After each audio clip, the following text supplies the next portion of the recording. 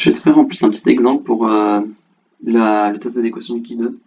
Enfin, en gros, c'est l'exercice 3 de la série 12, mais je pense que ça peut être utile si je te montre un exemple de résolution, parce que ici, pour estimer mon paramètre, et vu que c'est une loi normale en plus, je suis presque sûr que ça peut tomber à l'examen. Donc, si je sais que les résolutions, je pense que ça peut t'aider.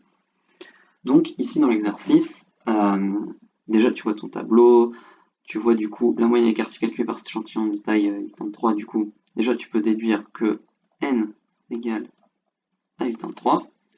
Du coup, tu sais que donc, tu as x bar qui est là, enfin, Sx qui est ton écart type 0,066. Et du coup, il faut tester un niveau de signification de 5% la qualité de l'ajustement d'une loi normale aux données ci-dessous. Bon, ensuite, on peut aussi noter que A, c'est 0,05. Du coup, toi, tu veux savoir si les valeurs que tu as ici s'adaptent bien aux valeurs que ça prendrait si c'était une loi normale. Du coup, donc ça, c'est observation. Et du coup, tu vas commencer par chercher c'est quoi du coup tes fréquences théoriques. Donc tes fréquences théoriques, si c'était selon la loi normale, bah, du coup c'est comme si tu cherchais ben, parmi le tout, donc le 83, enfin je vais l'écrire littéralement parmi n, il y en a combien qui sont dans l'intervalle, par exemple celui-là, qui sont dans l'intervalle 0,1 inférieur et 0,15, voilà. Du coup, si j'avais voulu qu'elle soit là-dedans, ben, j'aurais fait 0, 0,15, x 0,20. Donc là, je fais strictement inférieur parce que c'est une parenthèse et je fais inférieur égal parce que le crochet, hein, comme je sais pas si enfin, je pense que tu as déjà vu ça, donc rien de nouveau jusque-là. Et du coup, ben, pour calculer cette probabilité, vu qu'on suppose que ça suit une loi, vu qu'on suppose que du coup x suit une loi normale mu sigma carré, ben là le problème c'est qu'on connaît ni ça, ni ça.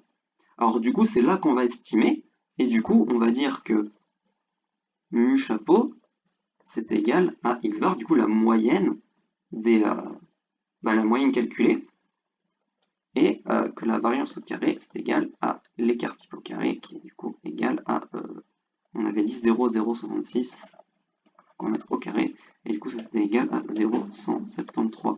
Du coup on va pouvoir dire que x suit une loi normale 0,173, 0,066 au carré. Et ensuite, tu as juste à faire ces calculs-là pour chaque classe. Donc pour celui que je suis en train de faire, donc ça va être E2, donc pour celui-là. Donc E2, ça va être égal du coup à N3, fois du coup la probabilité que ce soit là-dedans, c'est-à-dire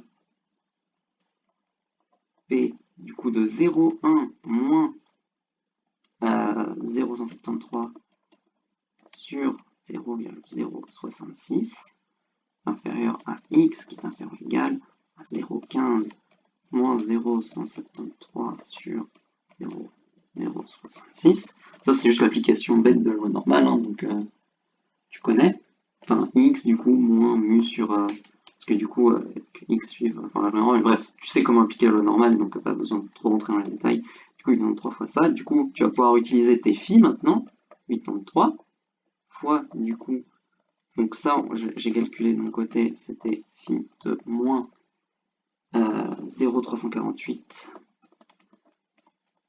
moins du coup phi de... Enfin non, du coup, c'est ça, c'est moins 0,348 et ça, c'est moins 1,106 et du coup, 3 fois 1 moins phi de 0,348 plus 1, non, moins 1 plus phi, excuse-moi, moins 1 plus pi de 1,106 et du coup le total, enfin du coup j'ai fait le calcul, c'était 19,039. Du coup tu fais ça pour E1, E2, E3, 4 et E5. Donc, du coup tu sais que vu que là ce sera E5, ce sera N fois P, que ce soit du coup que x soit supérieur à 0,25, et puis tu sais comment faire avec la loi normale, du coup ça fait 1 moins p, que ce soit machin, enfin bref. Jusque-là, la loi normale, tu sais comment ça marche, comment est-ce qu'on fait quand c'est supérieur pour changer le sens, tu connais. Et du coup, les fréquences théoriques, une fois que tu les as toutes calculées, tu obtiens que ça c'est 11,151. Ça, c'est 19,039, on va calculer ensemble. Ça, c'est 24,487. Ça, c'est 18,224. Et ça, c'est 10,099. Donc voilà, c'est des fréquences théoriques, des fréquences observées. Et ensuite, bah, c'est comme dans... Une fois que tu as tes fréquences théoriques, c'est bah, tu appliques juste la méthode. C'est-à-dire que tu dis que ton T, c'est égal à la somme du nombre de classes, donc le nombre de classes étant 5, du coup 5, en commençant à i égale 1, de OI moins EI carré sur EI, et du coup on va dire que si H0 est vrai,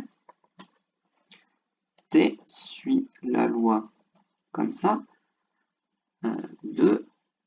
Et du coup, vu qu'on a estimé ici deux paramètres, on va avoir le nombre de classes, du coup 5, moins 1, moins le nombre de paramètres estimés, moins, du coup moins 2. Et du coup ça c'était 1 moins A.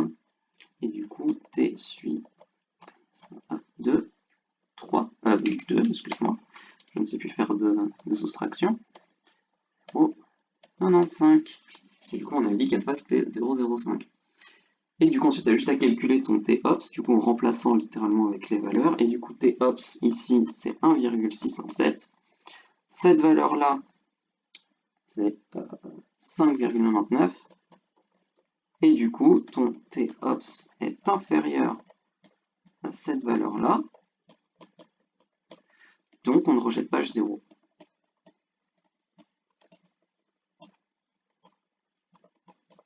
Voilà, donc c'est comme ça qu'on résout un exercice en général avec du coup le test des équations liquide 2. Alors c'est quand même en général assez long ces exercices, donc je pense pas qu'ils t'en mettront très long à l'examen, ou alors il y aura peu de classes, quelque chose comme ça, mais tant que tu sais comment faire, tu devrais pas avoir de problème. C'est juste vraiment l'estimation de paramètres qui va dépendre selon ton sujet, mais si c'est une loi normale, ben, tu sais comment faire, t'estimes mu par du coup la moyenne qui va te donner, et t'estimes ton sigma avec l'écart type qui te donne. Enfin, le sigma carré, donc c'est ton écart type au calme.